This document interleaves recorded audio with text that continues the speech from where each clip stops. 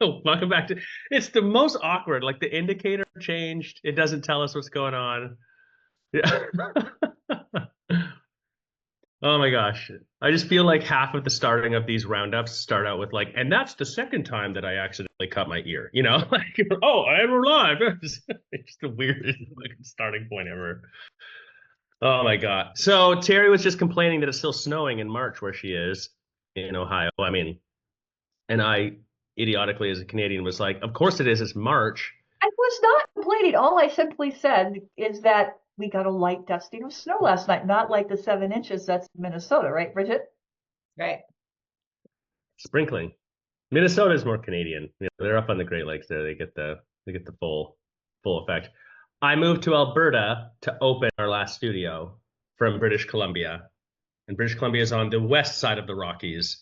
So it's more buffered from the ocean. So you get full winter, but the seasonality is pretty standard. And by the time you hit March, snow starts melting already. April can sometimes be really nice. And you would normally plant your garden in April. You'd start there. Well, when I moved to Alberta, it was sunny out in April. I was like, I'm planting my garden. Everyone started laughing. They're like, we don't plant a garden here until after May long weekend, just the end of May. And I was like, no, May long weekend. That's like summertime already. Anyways, took me 2 years to figure out how to have a garden in Alberta. Luckily, I had a hot yoga studio because I don't know how I would have survived otherwise. Speaking of gardening, you get caught up gardening and then you're like, shit, I forgot yoga class, and you rush there and you show up late or right on time or in the 1 minute before. It's happened to the best of us, all us green thumbs around here. That's a really good segue, by the way. Great. It's a talent. I can't stop it. So I get this on both sides. I admittedly have always been the person who is either just late, period, or really early, like too punctually early.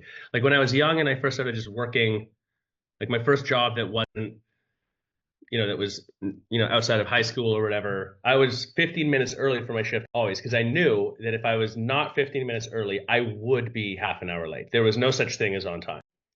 So for me personally, that's a personality trait, ADD brain thing, whatever.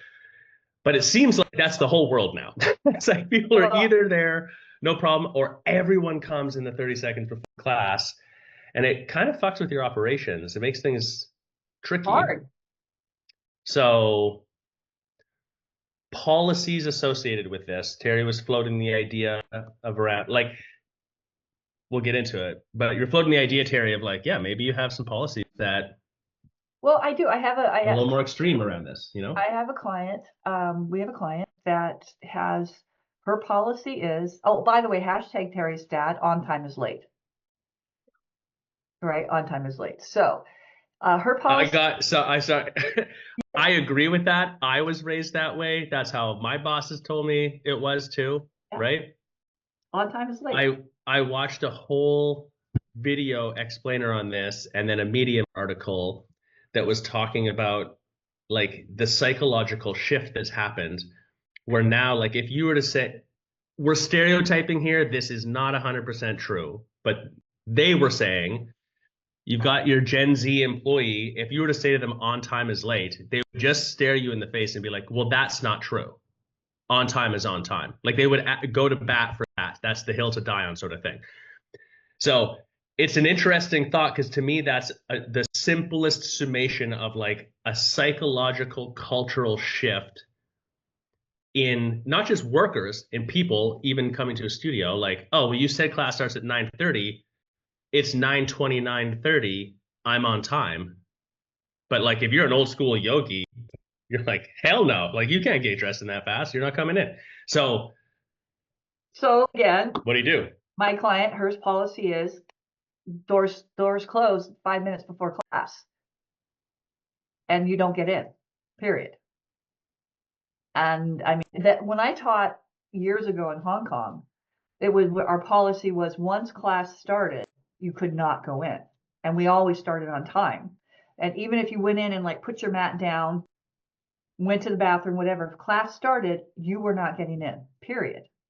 Now, they had to have some pretty I realize now too, even then, with 168 classes a week, a class going every half hour in 4 studios with 400 or 500 people a day going through the studio, they had to have that like really rigid rule. And I get it. Otherwise, it would just be like a revolving door. But the point of it being is that it is disruptive when someone's racing. People get there. We saw it when, maybe you guys saw it last week at the onsite, at the onsite. But Josh, we definitely saw it when we were on the onsite in February or January, whenever it was. Is someone would get there at like 9:29, and then of course on time, but then they go in they'd like go in, they'd be in their street clothes, they'd have to go change, they'd have to put their mat down, and by the time they got in the room, it was like 5, 6, 7 minutes late. One person went and like got a tea at the front first and sipped the tea for a second. We're like, yeah, class is about I don't want to be an asshole here, but like, what are you doing? So do we solve for it by we doing yoga today? Or? Yeah. It's like, so do we solve for it by saying, okay, class, we shut the doors? The airlines do that. What is it, 10, 20 minutes? It's like, if you're not there, the door's shut, you don't get in, even though the plane's not taking off for another 10 minutes. Or do you maybe just like, every class starts 5 minutes late?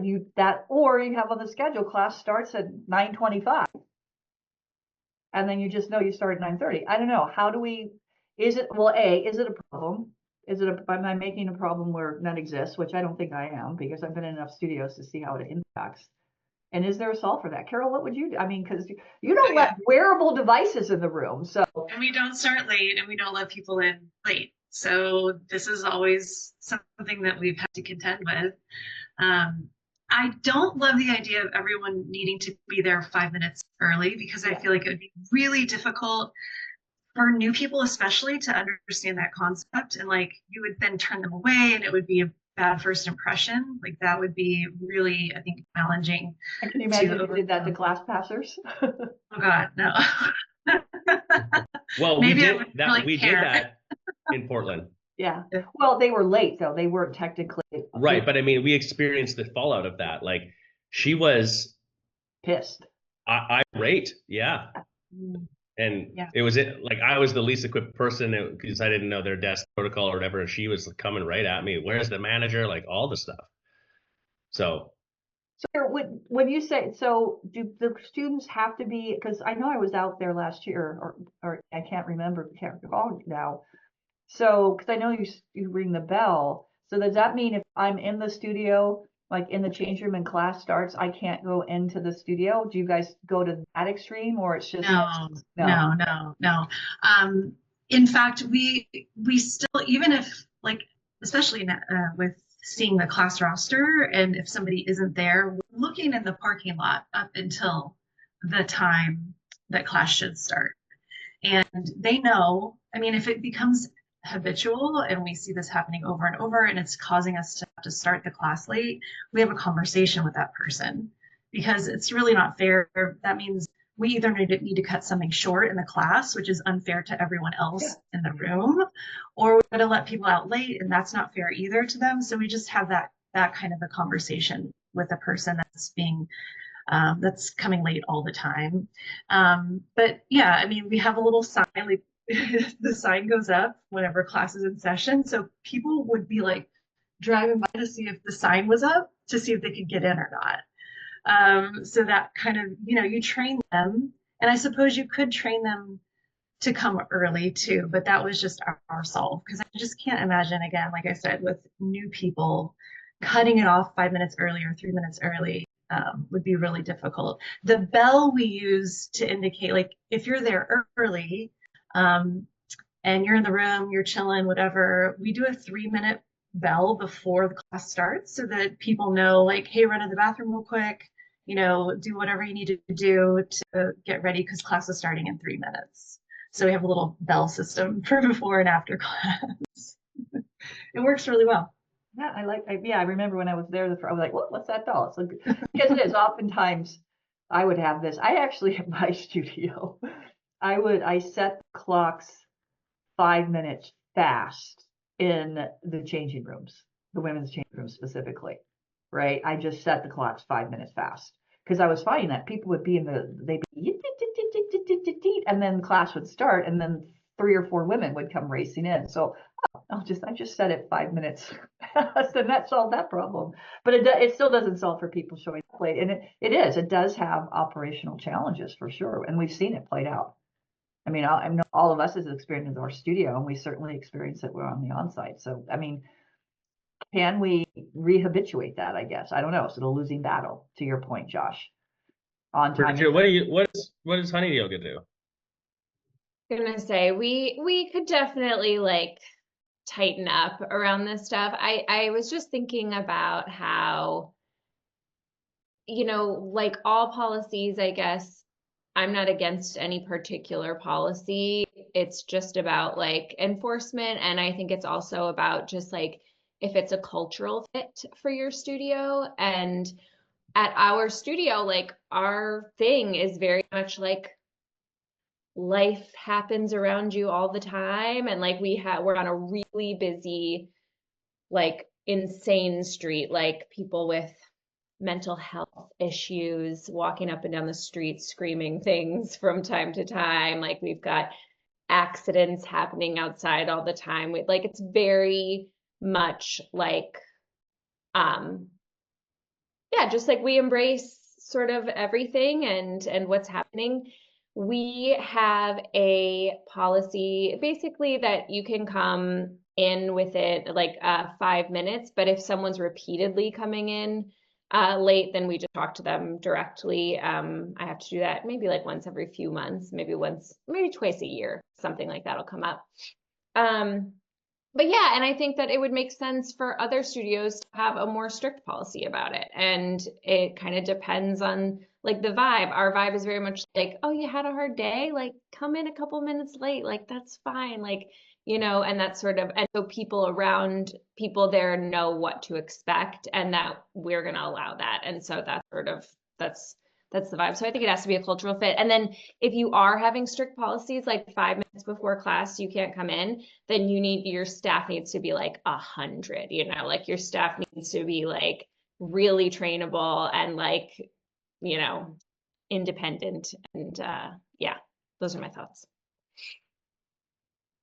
Yeah, it makes sense. I think that's probably the most important point is the like culture fit.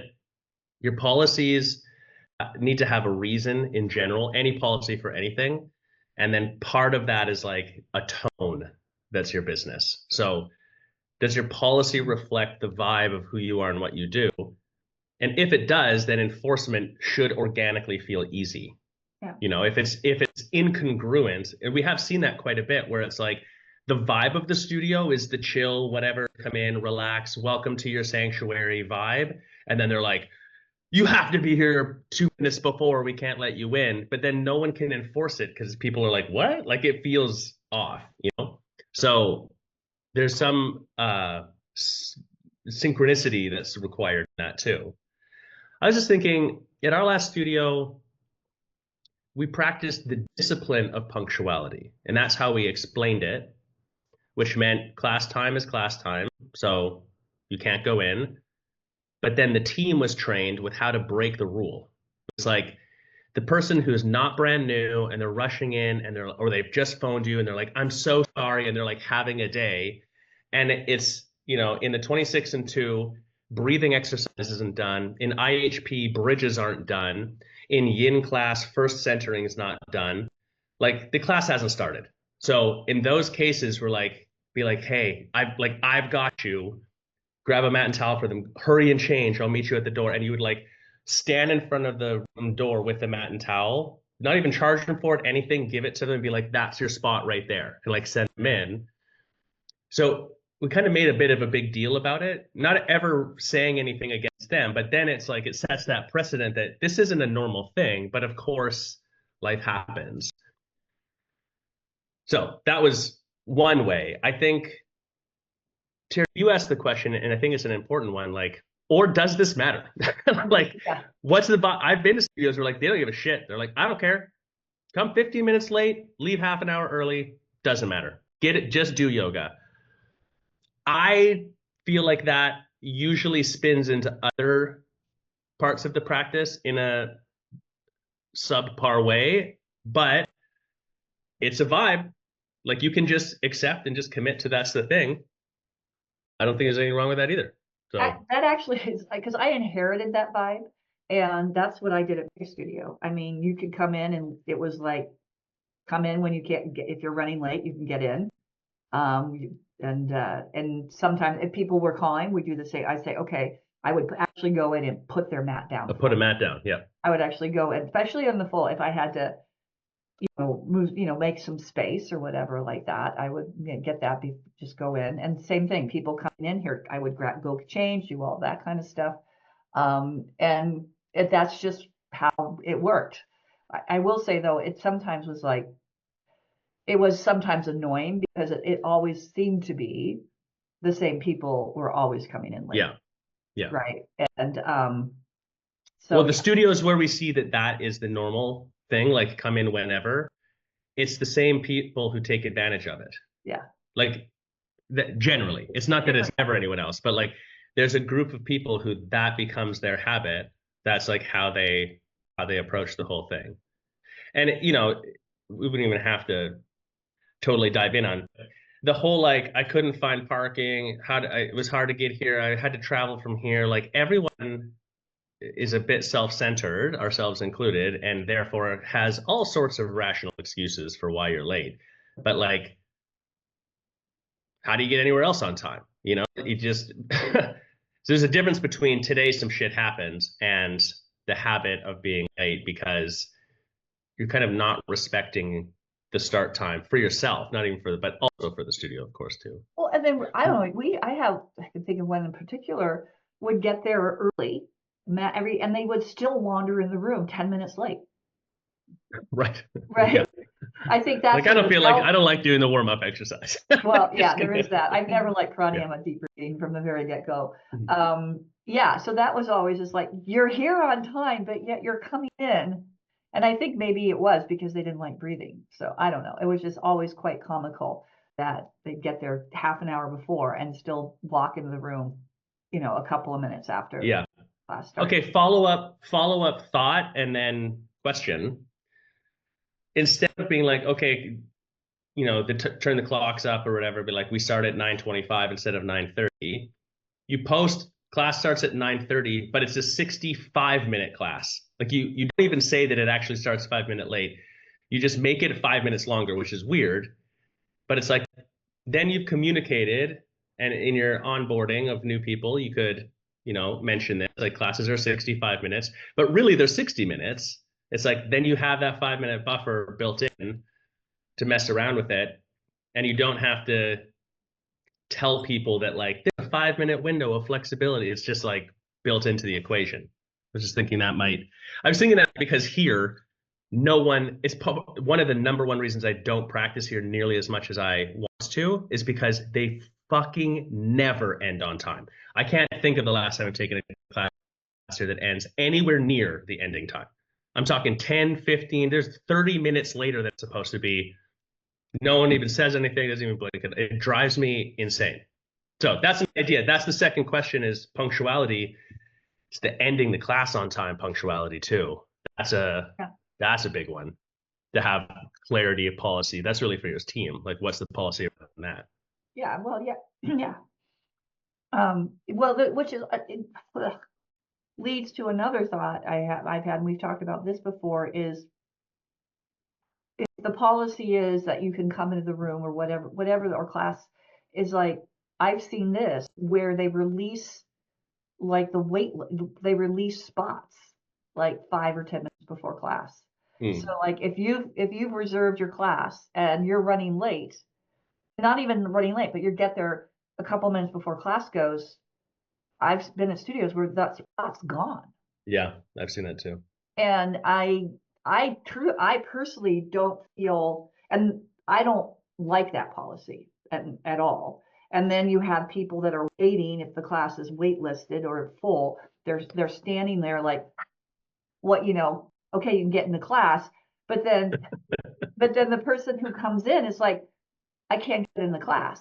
We saw that happen in real time a couple of years ago when we were in LA, Josh. And I don't agree with that either. It's like, that's why I said, that's why we charge a no-show fee. That's why we call, it's like, we're going to save that spot for you. We're not going to give it away. And then if you don't show up, you're going to be charged for that spot. Yeah. So I don't know. What do you guys think about that? I mean, that's for me. I don't agree with that one at all. I guess your policy then would have to be like, you have to be there 5 minutes early, like that. No, what I'm saying is that the studios don't have that policy, but there are studios that have the policy is that, which is so incongruent to me. It's like, okay, I book my class. If you're not there 10 minutes before, you could potentially lose the spot. So it's like, why are you encouraging people to book classes? Yeah, that doesn't make any sense to I me. know, to me it Yeah. doesn't, but yet Unless you also had that extra policy, which was like, you have to be there 10 minutes early to save your spot or whatever. But yes. I think that basically, yeah, that's pretty much it. It's like we start releasing, I think the policy is like, we start releasing spots 5 minutes or 10 minutes before class begins, which I think is like.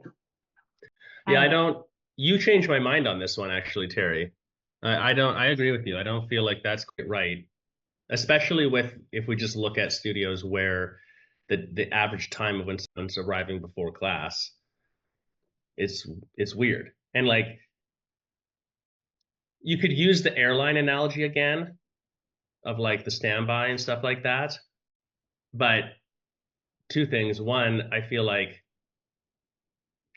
why would we use the airline for an example of anything? Because airlines are the most shit customer service business on the planet by fucking far right now, and like are getting objectively worse per dollar on every measurable thing you could think of. So bad analogy. But then also, there's has to do with a training element for your team in a roundabout way too, where the reason policies like that happen often, maybe the only reason, but in my experience, is the uncomfort of the team to hold the line, so to speak, kind of literally in this case, around the reservations and stuff that's happened. And it's like the squeaky wheel gets the grease. If Bridget's right in front of me, be like, well, that person's not here. It's 1 minute before I want to get into class. I want to be the nice guy and let her through. But then the other person comes in and it's like, whoever's there first and I'm staring in the face is who's going to bend the law, so to speak. And so that's a training protocol that is really, it is tricky. The truth is, the front end of house at a studio, that is in certain instances not an easy job, because you have to really interact with people in a slightly higher tension than you might love way. And that's what the job is. So like, too bad. But yeah. Yeah, Well, we saw, I think another good example is if like when somebody new comes in, is late, and the policy be we don't let people in, even brand new people. Even then, it's like, well, give them a free class or give them a free pass, or offer to set them up. We can book you into the next class. I think that's the other thing to deal with too. Have a nice guy, a nice person policy. Right. It's like you said, well, we're not able to do this because of this policy, and this is why. However, I can do this for you. Here's what I can do. Here's what I can do for you. I can give you a free pass. I'll give you 2 free passes. Whatever it is, I can book you. Can you come back? I can book you into the next class, or whatever it is give them an opportunity and say, I'm not able to do this, but here's what I can do. Yeah, you said the nice guy policy. So this conversation came up with one of the managers at a studio we were talking about with recently, and then actually on a call too with someone I'm working with, and with their manager. And this is where it's hard, because like, man, does this ever take a high EQ for people? But we were saying, like, look, it's not your job. Like, I can't manage Carol's finance. It's not my job to manage Carol's finance. So why I would do anything to attempt to do that is controlling and egotistical. Same thing. I can't manage Carol's emotional state. Like I can say that there's a policy and which is a boundary, and I can uphold the boundary with respect and niceness, but I can't control how Carol decides to react. So if she freaks out and then throws stuff across the room or whatever, like that's Carol being childish. I don't have to, and it's very hard. You have to really use your yoga superpowers and be fucking grounded to be like, it's interesting. This person is reacting like this, you know? And I am not that person. Like there is a separation between us, especially if you're an empath, which I would debate. I have no idea if this is true science-wise. I think there's some data point out there that it's like 1 in 5 people would be considered an empath. I think in yoga studios, it's 2.5 out of 5 at least, you know, like it's a little more magnetic in that way. So that's hard. But the point would be, I can't manage Carol's emotional reaction. But on the other hand, I can be empathetic. Yeah. So that's where the like nice person policy and having a couple of practice, like you actually have to practice this shit. Practiced canned lines to be able to go to, be like, hey, I know that this situation really sucks, and I'm really sorry that it's frustrating, because that's true, and I can be sorry for that. But I'm not going to throw the policy under the bus, the studio under the bus. I'm not going to say that you're an idiot. None of that. Just like, yep, this situation that's happening sucks. Here's what I can do. Like, I'd really love to book. We'd love to have you here. I'd love to book you in for another class. I can even, why don't I put a class on me? You know, and you say it like that. They might still, we tried that with this one person recently, and they were still pissed off. And what else can we do? You know? I think the key here is to practice it though too. Yeah, I hear this a lot. I hear this a lot when I'm talking about stuff like this, these confrontation points that's with owners and managers and stuff. Is I think there's this fear of they're going to go out on Yelp, they're going to go out on Google, and they're going to leave us a scathing review. I said, well, yes, they might, and this has happened before. And what I always say is, if they do that, you respond. You respond saying, we're so sorry. You would, you know, just kind of like you said, Josh, respond and say, we're sorry this situation happened. We explained our policy. This is what our policy is. And we offered this, and we're sorry it didn't work out. Because then if they leave that crappy review, how you respond to crappy reviews says a lot about you as a business person. I remember my web guy early on said to me, he said, he was one who said, you got to respond to every review, no matter good, bad, and the ugly. And he said, and the reason why is, he says, because this is what he does, and I do it as well. You look at like everybody say, have a great experience, great. I see that, that's good, that's good, that's good. And then you see some crappy reviews, and I look to see how does the owner respond, if they respond. And it's like you say, well, this person is being the asshole. I'm not, the studio's not not NTA, right? It's the person. And so you look to see how the owner responds, and also look for patterns. If there's constant complaints about the similar thing, it smells bad, it does this, it does whatever it is, and there's nothing that happens, then you know, okay, this owner doesn't care. I'm not going to go to that place. So that's where, if you not to be afraid to stand your policies because you're afraid you're going to get a bad Google or Yelp review, don't worry about it. State your policy. Do it, and then if they do it, you just go back in and reiterate, and then rational human beings will go, oh yeah, this person's just an idiot. I think how you handle a negative review has the potential to be more powerful than a bunch of positive reviews. You still want a bunch of positive reviews, clearly, but I just mean, if someone gives you a 1 or 2 star and then says something crazy, like, cool, go and respond. There's an opportunity there. Here's how you take that even further. And I don't know, you have to be careful, because if you do it wrong, this could seem real passive aggressive. So that's not what I'm suggesting. But like, reaction videos are a thing. They have been for a while.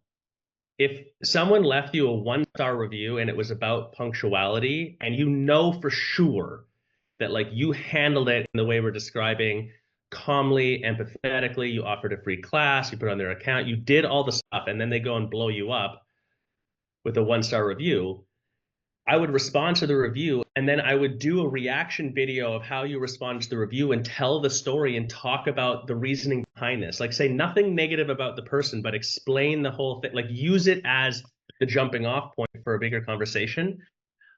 That's how you utilize controversy for attention in a positive way. Like, that's an example of that. Yeah. I actually had Google took a review down, and I didn't report it, but I don't know if they scanned it or someone reported it, that we had a young person come in, she's probably early 20s, and she was taking a Beacon class. Anyway, she left this scathing review and just about everything, and it was just basically, it's like she doesn't like Bikram, right? And I would get that from time. People would say, oh, I wasn't able to do what I wanted to do, blah, blah, blah. And they told me I had to do it this way. And I'm just like, well, that's, but in this case, and then she goes on to say, well, maybe if the studio had less boomers teaching, it might be. Seriously, that's exactly what she said. This one woman said, if you had less boomers, then, maybe they'd understand or something like that. And I was just like, so pissed. And I just kindly responded. I said, well, this is Bikram class, da, da, da. I did the thing. I said, and as for that, I said, we actually, other than the silent generation, which is my parents' generation, we have every generation represented, up to and including Gen Z, because I had one of my IHP teachers was like 18, right? And I just said, we have someone from every generation, and da da da da. And it was sometime later that it was ageism, really, that Google took it down. I never asked for it, but they took it down. The worst we got was 2 or 3 people in our town left a 1-star review with no comment. And we were like, what? And they weren't in our system. And they didn't say anything. And we responded and they didn't respond. And then one of 3, for sure, we found out was the owner of the other studio who didn't like us. And I was like, this is janky, dude. So, but they didn't really have a negative effect. It more just hurt my ego because I'm like, man, we had a 5.0 and now we're a 4.9. Like, come on, how do we get that? So whatever. Well, listen, so if somebody left you a 1-star bad review and they didn't say anything, you still could respond and say, oh, we're so sorry. Is there any feedback you'd like to provide for us so we can? Oh, we responded. I responded and said, like, holy cow, like, we don't receive 1-star reviews. Like, I'm so sorry if you had some sort of subpar experience. I'd love to learn more about what's going on. My personal email is on the website. Also, I looked up your name and I can't find you in our system as having ever taken a class with us. So not sure what's going on there, but let me know. Yeah, it didn't have a negative effect. Oh man.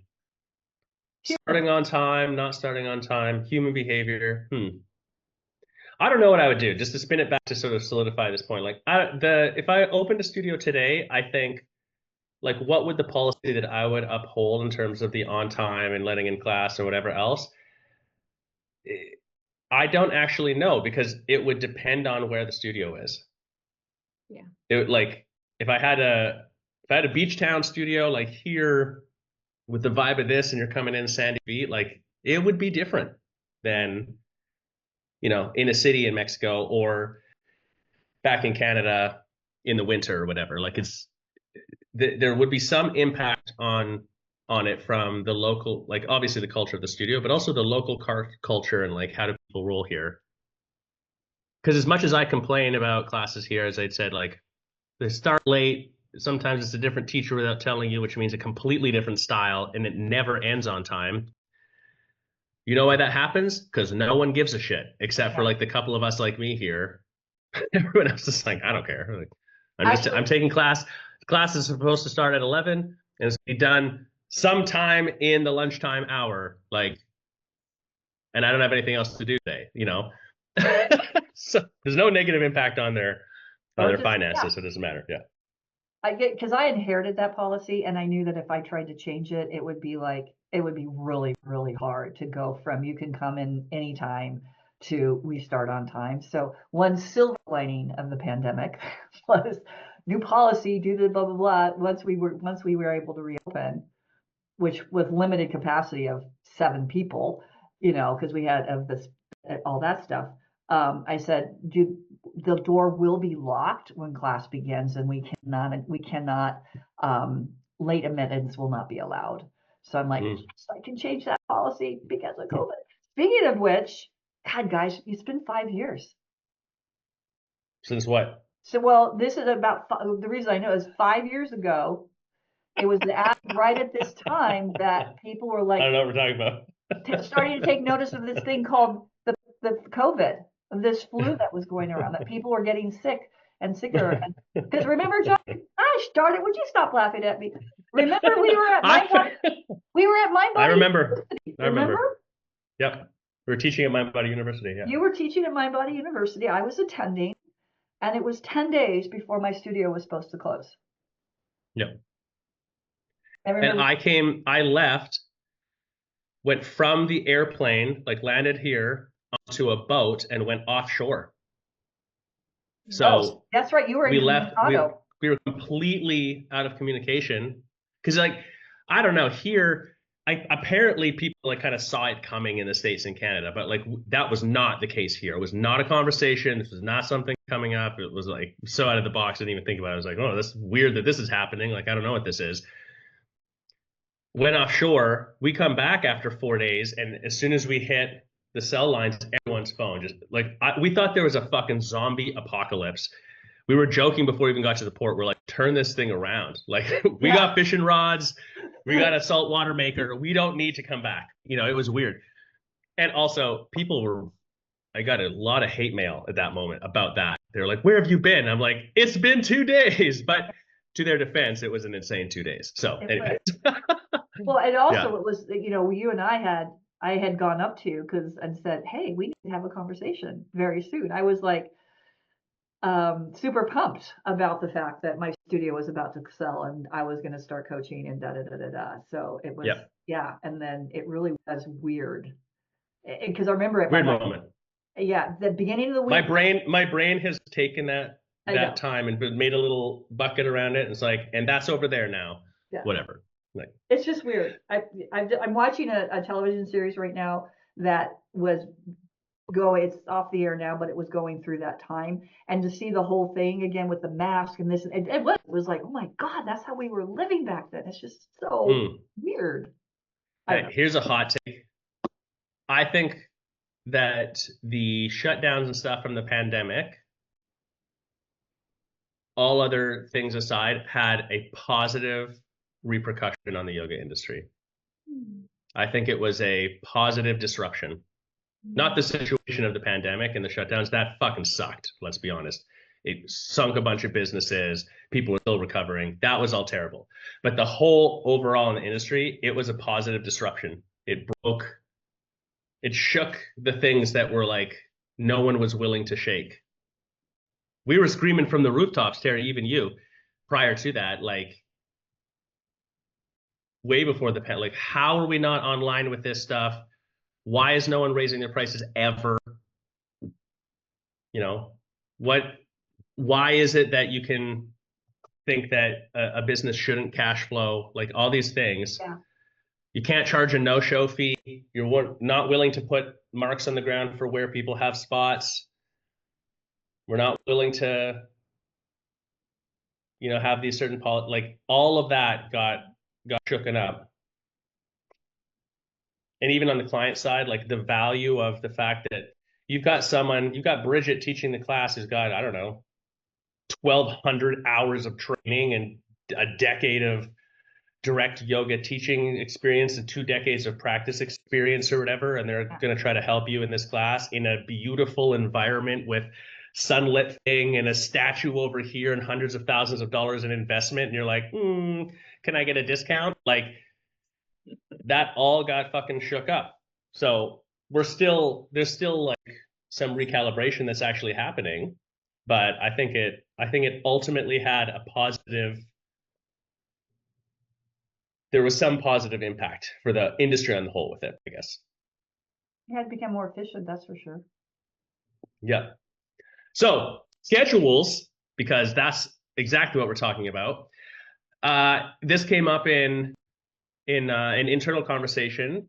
Our team has a Slack channel, so we, kind of have a hive mind. It's one of the advantages actually working with our team coaching. Subtle flex here is like, one, we've seen it all and done it all and lived it all ourselves, but also every coach has a support mechanism, and by extension, therefore, any client of ours has a support mechanism of the rest of the team.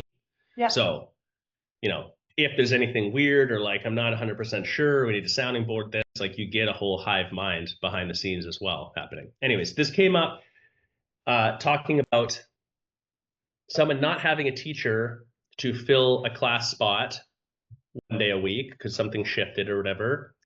And then so like, can you just not have a class then, basically? And I sent a message to you guys right before this that my short answer is yes, of course you can.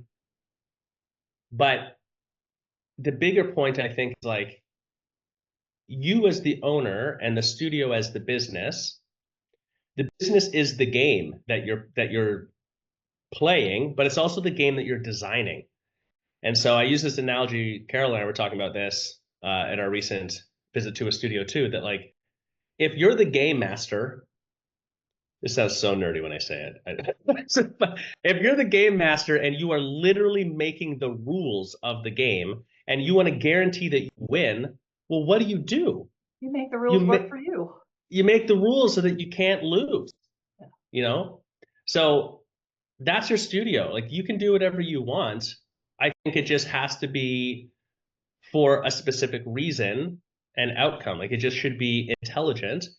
But the idea, we went through this era of like, you got to be open every day, never cancel a class, blah, blah, blah. And I think that part of the shakeup in the industry is an adjustment to that. They're like, oh, fuck that. There's also like the personal lives of the owners and the student, of the teachers and everything else.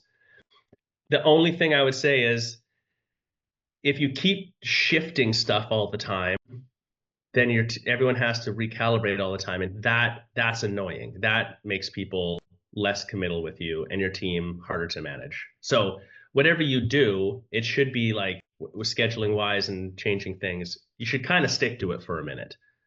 I don't think it's an ideal scenario where you change the schedule. Way old school, the schedule is different every month.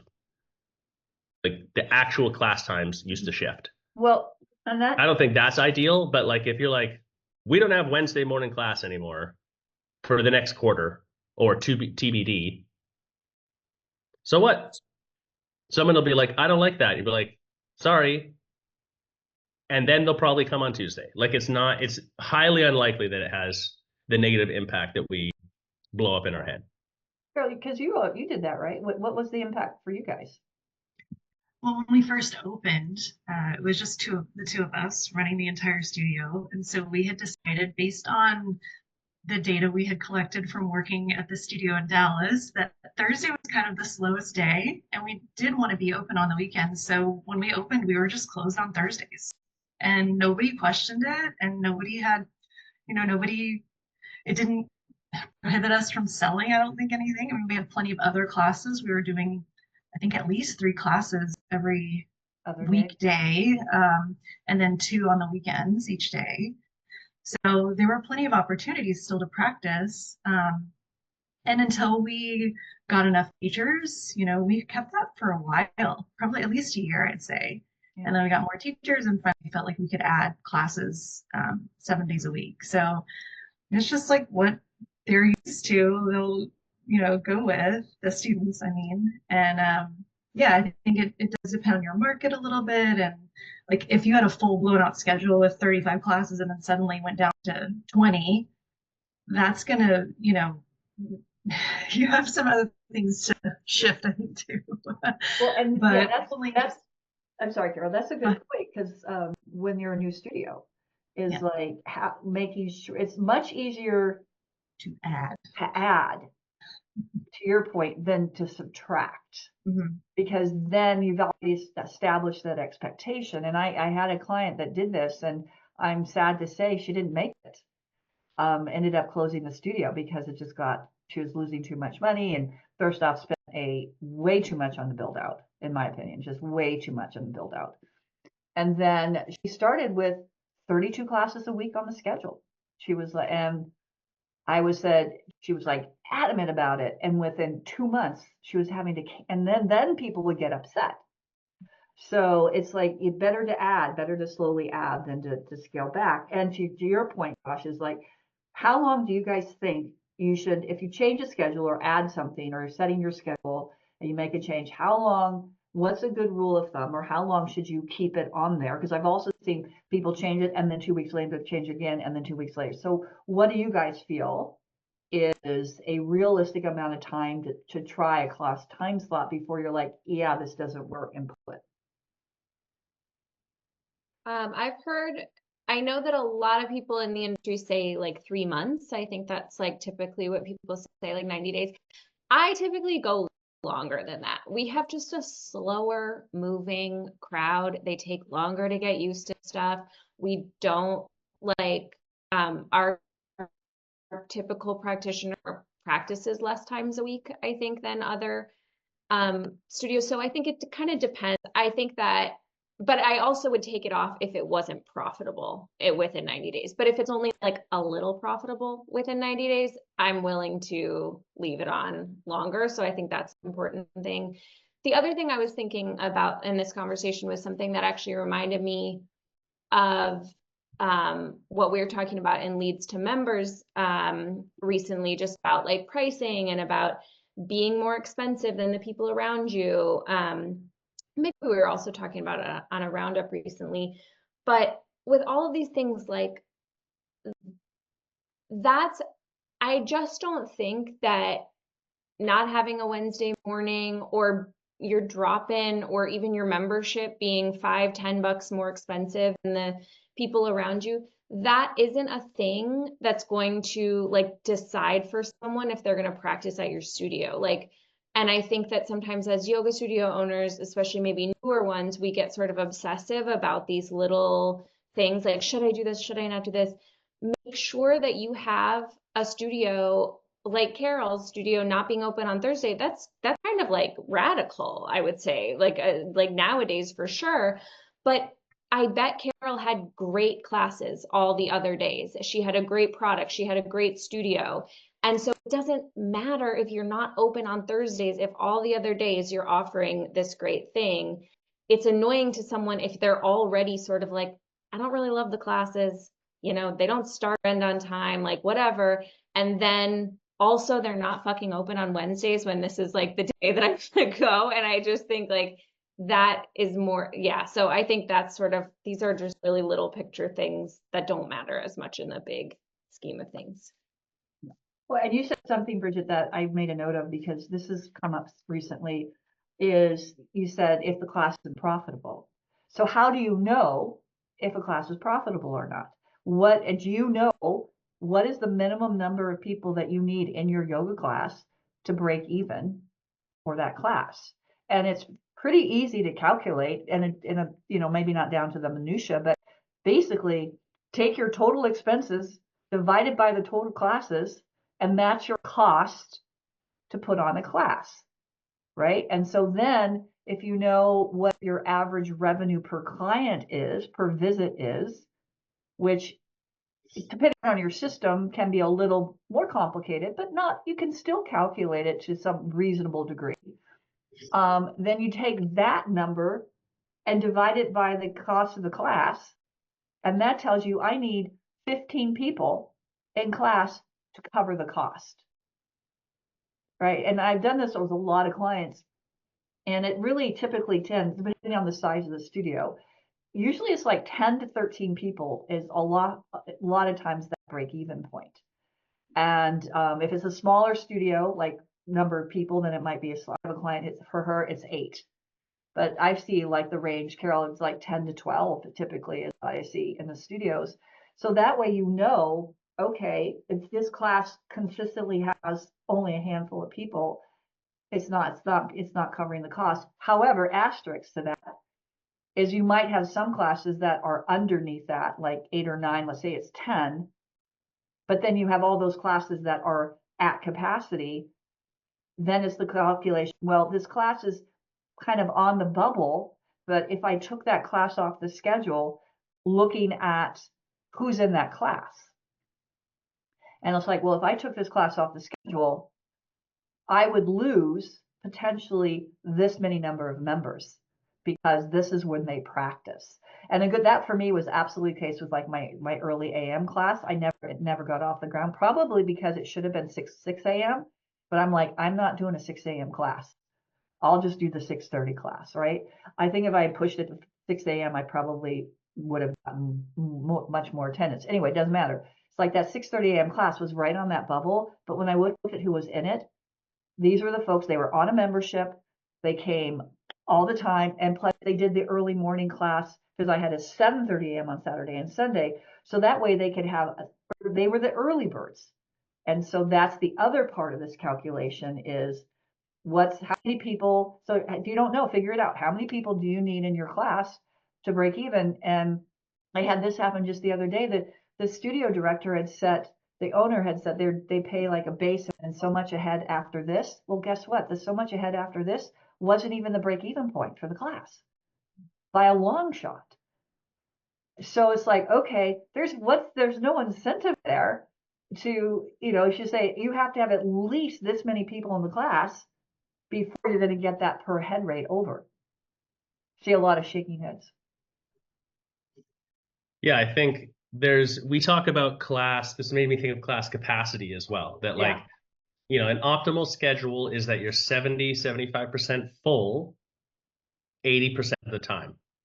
If you're 80% full 80% of the time in a class slot, that's an indicator you could consider adding classes around that time.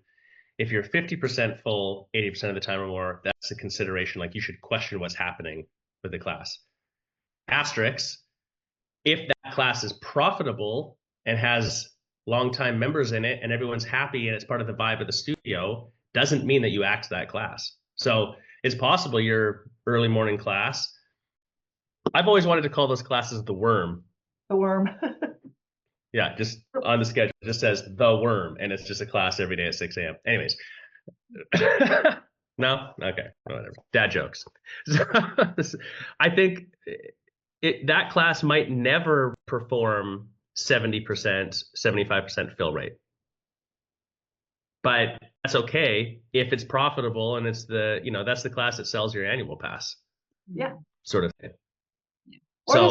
Or the psychology of it. I can't tell you when I used to have the little schedule cards and we would give those to the people, new people and people stopping by, whatever. It's like, oh, great, you have early morning. That's good to know. And yet they never came, right? It was just the psychology of, if I want to, I can practice it at 6:30 in the morning. I could always come at 6:30. I could always come at 6:30 in the morning. And then it would be like, I look at it and they never came. But it was the psychology of it that, you have all these classes that all these different times that I can take. So here's like a thought that I was having as you guys were talking this through.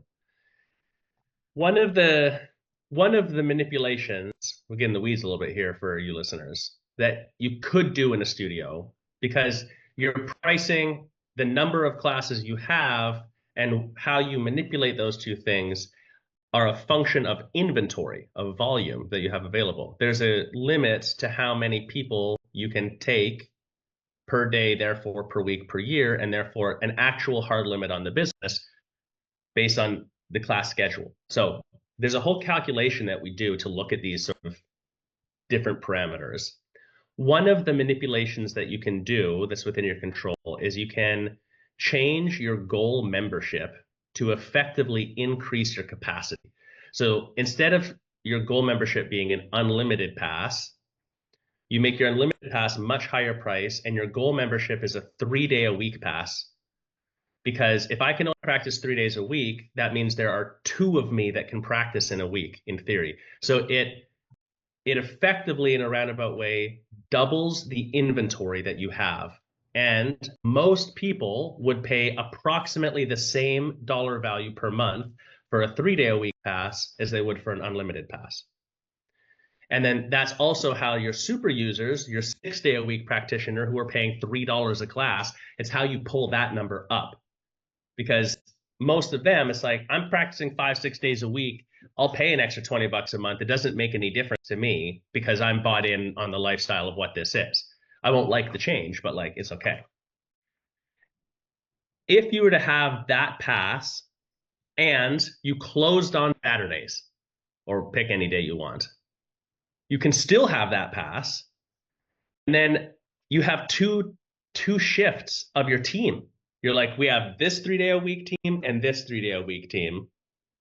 And then your entire business is structurally built where no one ever works more than 3 days a week, but those hours could be long. Like that's how you have like, they have a 30-hour work week, but it's 10-hour days, 3 days a week. And then you get 4 days off and you still have the same number of members functionally. I don't know. I'm just saying this is like the game master stuff. Like no one's doing this, but you could do that. And I would debate in the right market, you could probably produce maybe not exactly the same, but like, no, the same, 95% of the same revenue. I don't think it would have a major impact. But the more important point of like this rambly thought is, how would you feel as the owner? Like this ethically affluent lifestyle that you're going after as an entrepreneur, there's the personal wealth and the artha of the whole thing, the accumulative part, which is a very spiritual endeavor. And a component of that is like the freedom that you're building for yourself because you have a mechanism of control. It's your vehicle that you're building. It's your thing you're controlling. By extension, your team. You know, if I worked at a studio and I got paid 80% the same for working 3 days a week and a time off in between, like that's a good job. Or whatever, throw a 4th day in there so it's a 4-hour work week and that day's work on the business stuff, you know? I just came up with a name for it. 6-day yoga. 6-day yoga, yeah. 6-day yoga. 6 days a week yoga. 6-day yoga. Yeah. 6-day yoga studio, early morning class called the Worm. Worm. I like it. But yeah, that actually, Josh, you raised an interesting point about, particularly in a smaller studio. Like, would you remind me again, what's your capacity in your studio? Like my class capacity? Yeah. For most classes, it's 25. 25. That's still pretty decent. Carol, I know your guys are like 45, right? But yeah, like if you have a smaller studio, like your capacity is maybe less than 20 or something like that, then do we even sell an unlimited package, right? It's like, then to your point, maybe you, yeah, and if you do, you really do make it super premium because you have fewer spots in the room, right? So therefore, you want to have making sure that for those super users that you're getting a higher price per class. So maybe you don't have an unlimited, or if it is, it's an annual. The only way to get an unlimited is an annual, and there's a price to that to be an annual, an unlimited member. Can we spin on to pricing a little bit? I see 3 other thoughts jump out from this. This has been coming up a lot. I guess in Leads to Members, we're talking about pricing. So in our small group program, we're on the pricing module. We're just sort of finalizing that. Yeah. With pricing too, with the only way to get unlimited would be if you bought an annual. I like that idea. That's an interesting way to do it. We were talking about perks. There used to be this thing where like we used to add this. Some studios, there's one studio I have in mind, like they had a perk 15% off retail, 15% off workshop, a free 3 free buddy passes per month, once a year, bring a friend for a month, a discount at the juice shop across the way, 10% off the surf shop down. Like you couldn't even keep track of all the perks they had. If you had a membership at this studio, you were living on free cash all over the place, you know? Like it was kind of insane. But that extreme example aside, part of the perks was like, yeah, customer service, yes, incentivizing people to participate in other ways in the business, but it was really like to make the perceived value of that package go up. What has changed since COVID is I don't see that being the case. Like in sales conversations in real life, face to face at studios, there are barely ever the case where we're like, you get these perks and they're like, ooh, that's cool. Yes, I'll do that one. Like people just don't care. They'll take advantage of them if you give them to them, but there's very few perks that they really care about. Is it that they don't care? Is that they're just, to them, there's no value attached to that? It's like, oh, that's Well, so there's no perceived value. I was going to say the better wording is, what is a perk that's actually valuable? So this ties in our conversation. The perk of like sign up for annual membership is, this is the perk is you can come unlimited. Yeah. Mm-hmm. Like that's the only way you get that. The perk is your booking window is 30 days out and everyone else is 7 days. Yeah. The perk is you don't pay no-show fees. Like that's an extreme one. I don't know if I would do that, but I'm saying, I don't know if I do that one. Yeah, no, I knew Terry wouldn't like that one. Oh, but I mean, well, no. But what I'm saying is like, what are the perks that like actually someone gives a shit about? You know? I had a perk for my annual, not my, well, for annual as well, but for my monthly members, that worked pretty well because of the, if the buddy pass was only for new client, blah, blah, blah, is they could get a drop-in at half.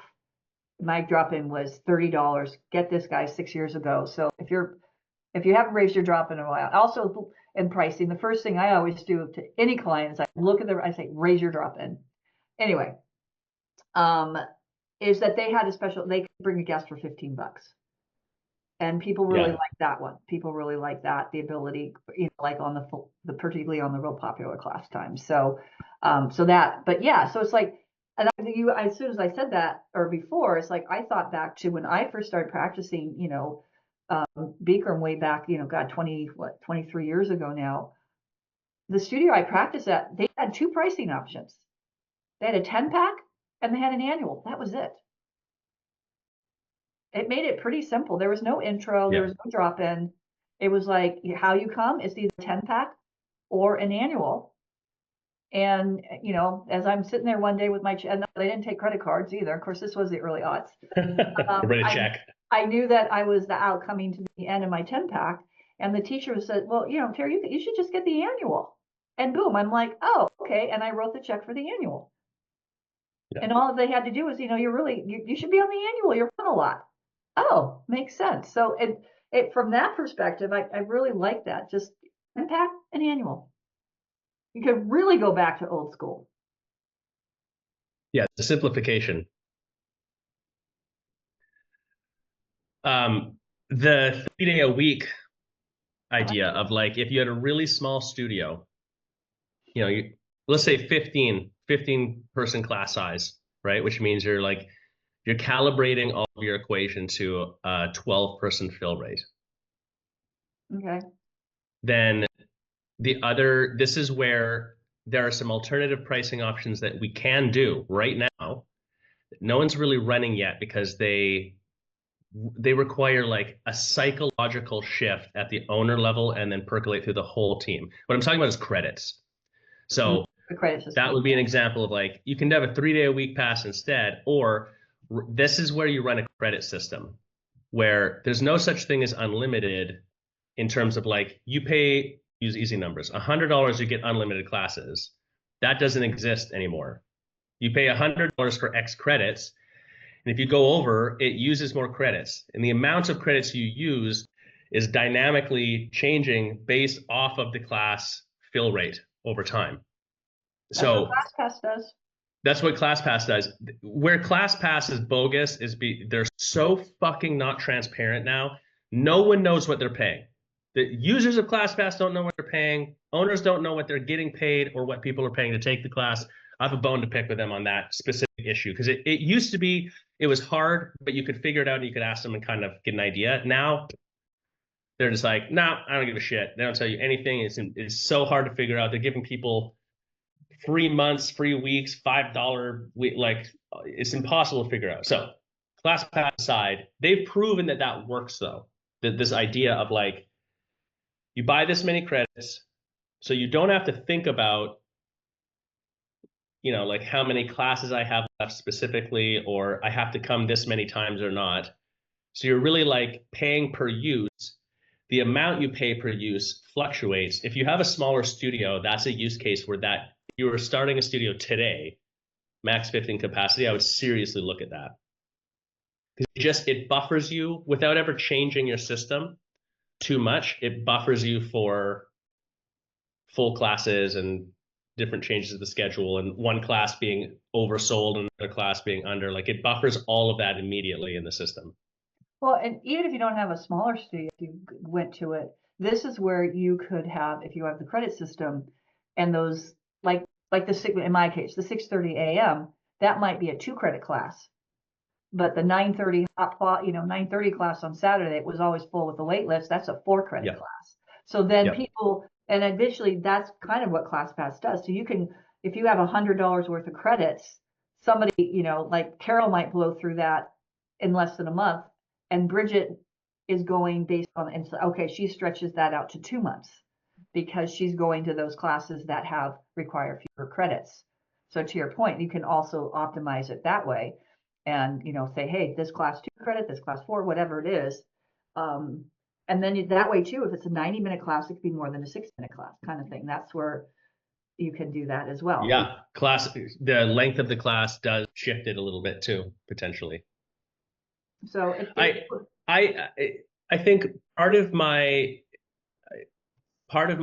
annoyance with ClassPass right now is, you guys have heard me say this for a few years, like, if I sit down and like meditate on what's the industry doing and where is it going with things like this, I don't see a future where credits and tokenization aren't the way that we price things.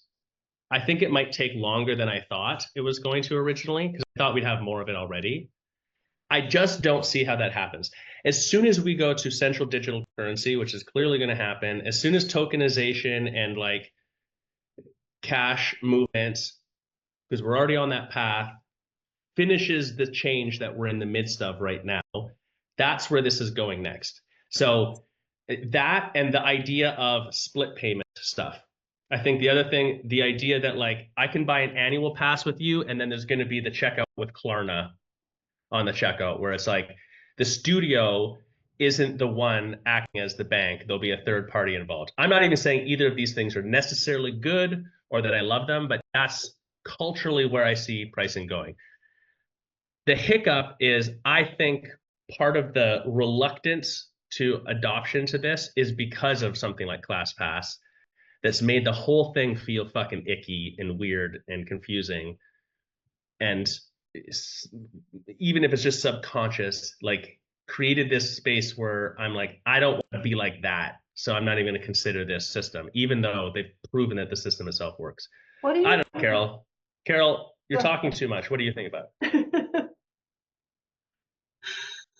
I have not really gone down that rabbit hole a lot. So, I mean, I see where you're coming from, and I think that is a way that it makes a lot of sense, right? That you could really tailor each class to a certain number of tokens or credits or whatever. And yeah, it would be really interesting case study to see how the students react to that. But like you said, ClassPass is doing it already. So it's in the ethos, right? It's in the air. So I don't know. I know somebody who could do a case study for us. You do? Yeah.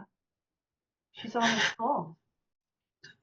Because you use because you use Wallet. Bridget's like, nope, I've already got it working. I don't even fucking live there. No way.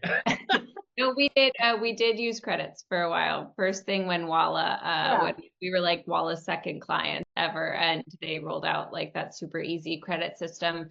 But then once we got rid of virtual, we actually are back on a little bit of virtual just because I'm not there in person anymore. But once we got rid of virtual, it just was like, it was just getting to be too confusing to explain to people.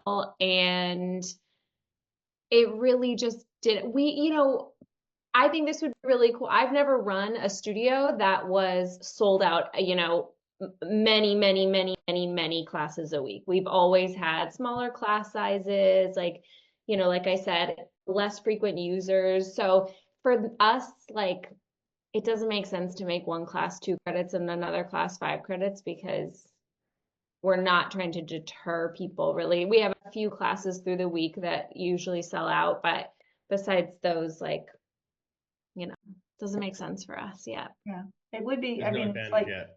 Carol, would you, if you were to open a studio, would you go credits today? Not at this point, I don't think. But what it's making me think about is, well, this kind of parlays into a completely separate discussion, but how big should your wait list be?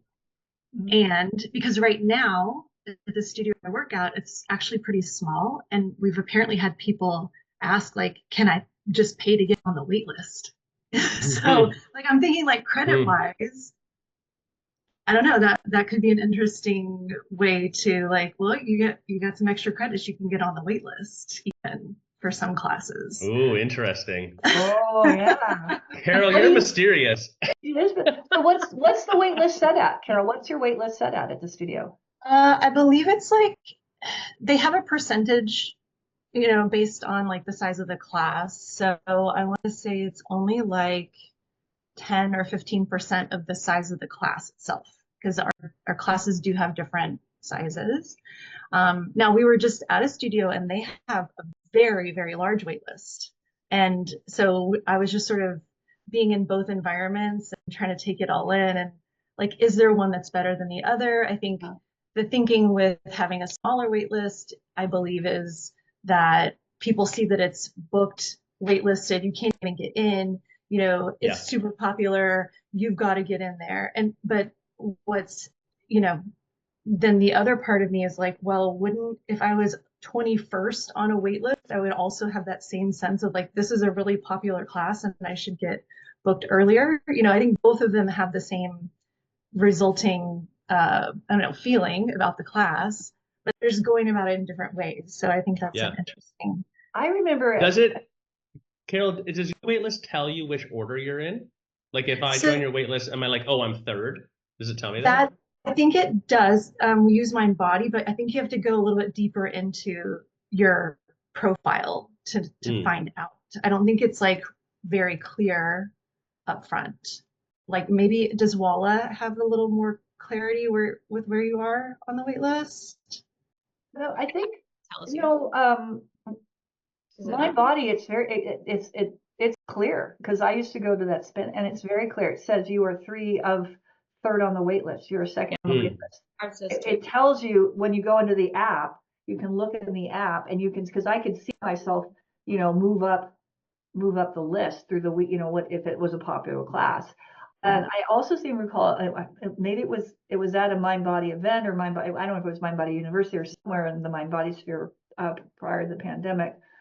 I remember someone talking about, maybe it was a consultant meeting, Josh, about where should the wait list be? And the conversation, as a matter of fact, I think it was on the consultant call. It was somewhere between like 10 to 15. Like they were saying, if you get the general consensus was if you had over that, it was like defeating to people, as opposed to 10 to 15. And I don't know. I just remember took that. So I had mine set at 10. I just had mine set at 10. So I see the argument for both. I'm not sure. I don't know. I suppose maybe this, like to Bridget's point earlier, this is like a vibe thing. Yeah. See Carol's point, like there is I could see it. It's the busy restaurant scenario where it's like, oh shit, it's sold out and waitlisted and I can't even get on the wait list. Like this place must be dope. I better plan my next week and show up. Yeah.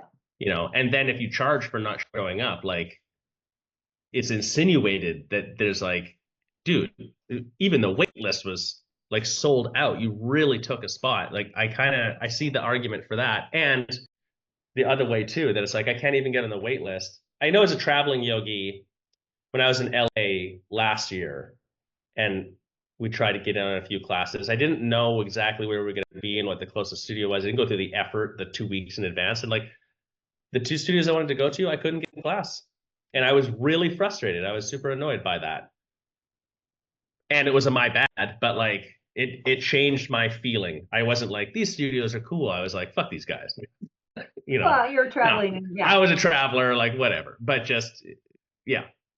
I think in Walla, the way Walla works, I had to look, is, and I wasn't sure how I would like this, is like they have the wait list, and if a spot opens up, it's like it's like first come first serve. There's no, it's just whoever grabs the spot. Is that true, Bridget, or am I remembering incorrectly or thinking incorrectly? You mean if they're on the wait list, If or they're on the wait list, if someone cancels, right, and they're on the wait list, It auto puts them in, I thought. yeah, it auto puts them in. It doesn't just like, I don't think it tells them like, oh, there's a spot. I think it auto puts, yeah, no, I know it does. Yeah. Because well, but there's something I could have sworn it was Walla, and maybe I'm just, dreaming this. No, there was there was a system that there was a setting shift. Yeah, You're okay. right, Terry. It would open. It would say like spot available, and it would send a message to everyone on the wait list, and then someone had to opt into it. Right. So that idea sounds good, but practically, I remember how that played out was then no one filled the spots because no one checks their email. Yeah, I think that. So I was, and then now it sounds like they've changed it to that you get automatically added to the from the wait list to class, and then you got to look at what are your policies around your wait list, and and the cancellation windows and the late cancel versus what's the late cancellation window versus the window for adding people to class, the wait list lockdown, and keeping in mind it's got to be a reasonable time for people. I mean, if you have the wait list locked down at only 30 minutes, or you can get added into a class 30 minutes before and you don't show up and you get charged, that doesn't seem right, because it's like I can't get. That's not fair. That's not fair. That's not a good policy. So those are all like those nuances that you need to think about. I feel like the wait list window, or the class cancel window, is it's just like your pricing. Like, what are the avatars in your business? Who is practicing with you, right? So using myself as an example, if I'm working from home and I've got 3 kids in 3 different schools with 3 different pickup times, I might be like, okay, I'm done and I can leave at 3 and be there for the 4 o'clock class. But if anything fucking goes south, that's fucked. Like, I've got to go pick up a kid if anything goes off, but I won't know that until noon. So it's like, if I can't cancel, then 4-6 hours or something like that, it would deter me on certain days from even entering a wait list at all, and therefore not coming at all. So I would be one avatar. Then you've got someone else where it's like, doesn't matter. They could get there in 15 minutes. And then you've got to consider like the person who's practicing that 6 a.m. class, where you're going to pull them from the wait list on in the middle of the night and they're going to check. Like, that doesn't make sense. And there's no one who wants to get up for a 6 a.m. class not knowing if they're going to be in it or not. That doesn't work. So yeah, there are some pretty serious considerations which you can solve, but who's practicing? Yeah, make it feel right for that. All right. Well, this is a good one. We're rambling all over the place today. I like it. Good stuff. What do you do with your wait lists? What's your current policy on wait lists? What's happening with that? Are you closed one day a week? Do you let people come into the class after it's Do you done? let people come late? Yeah. I want to hear about it. Do you let them wear their wearables? Can they wear their Apple Watch? Can they or their wear their Fitbit? wearables? Yes, but only on their ankle. Yes, but only on the day of the week you're closed. Yes, but not only on Thursday. Yeah, Terry, do you know what the Aura Ring is? I've heard of it. It's a ring that's a wearable device. What about that? Can they wear that one? Nothing to look at. That part. Doesn't make noise. That part. That's okay. I cannot stand when people are like this during class. I hate it. That's true. Hate it. It's fingers on the chalkboard for you. It is. It's why whenever Carol teaches, like at the summit, I bring my phone with me and have it under my mat, and I just like look at it in the middle of class.